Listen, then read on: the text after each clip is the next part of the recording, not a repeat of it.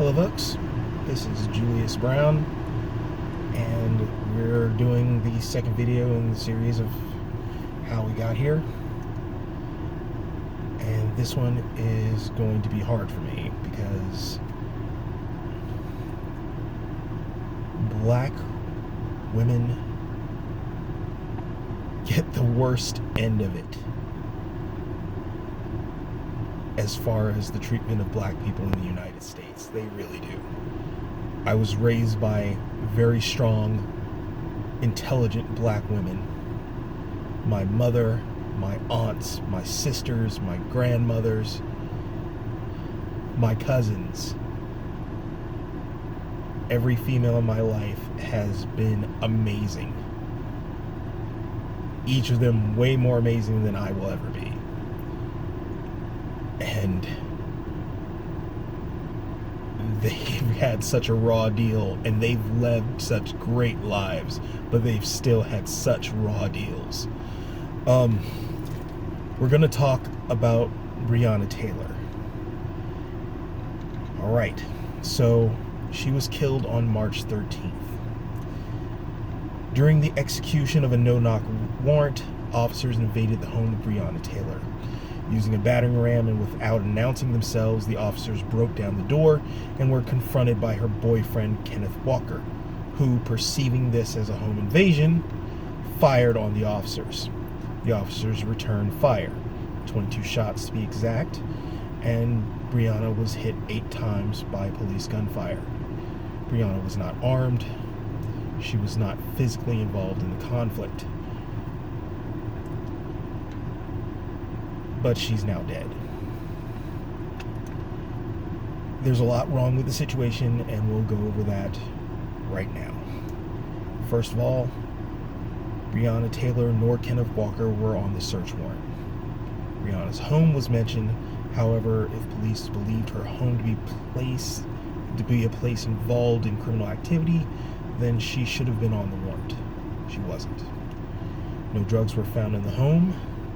Kenneth Walker, a legal gun owner, was arrested, of course with no word from the NRA about a legal gun owner defending himself from unannounced individuals in the dead of night breaking into his home, or place of residence if you want to call it that. Finally, the incident report lists Breonna Taylor as being uninjured during the exchange of bullets. Though she was shot 8 times and died at the scene, she was listed as uninjured by officials. To this day, no arrests have been made.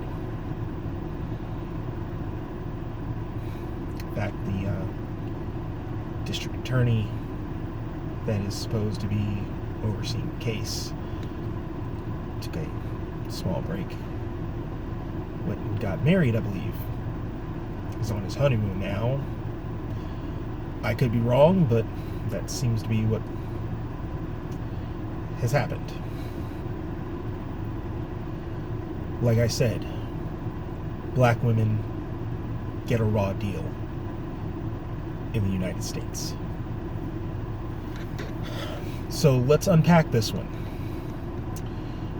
Someone who was not involved in any criminal activity to be listed on a search warrant for their home is dead. They were unarmed. It was the dead of night.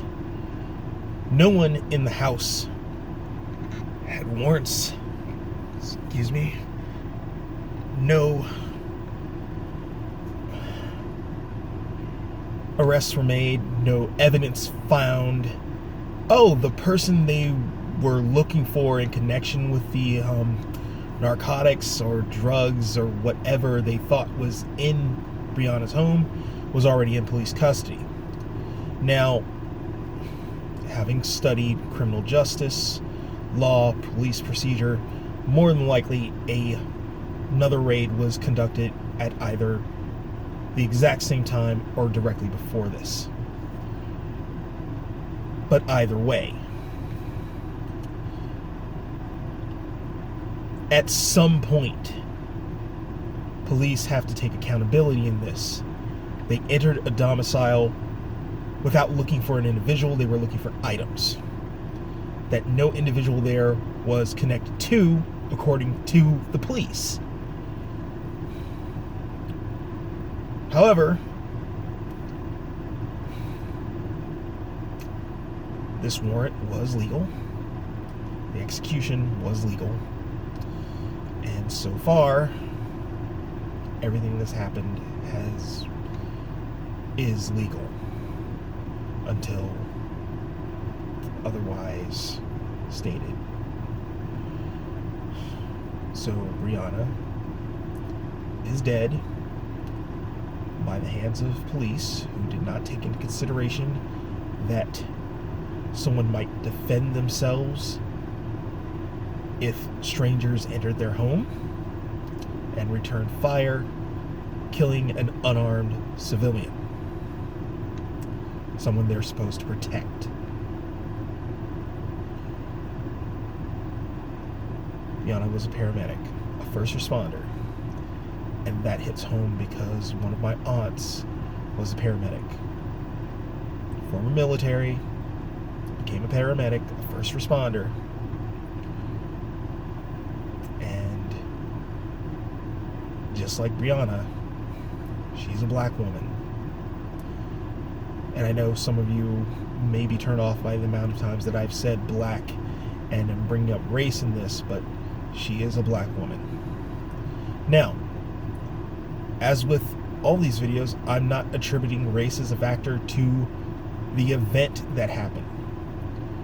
But as for the response, I can't ignore that fact.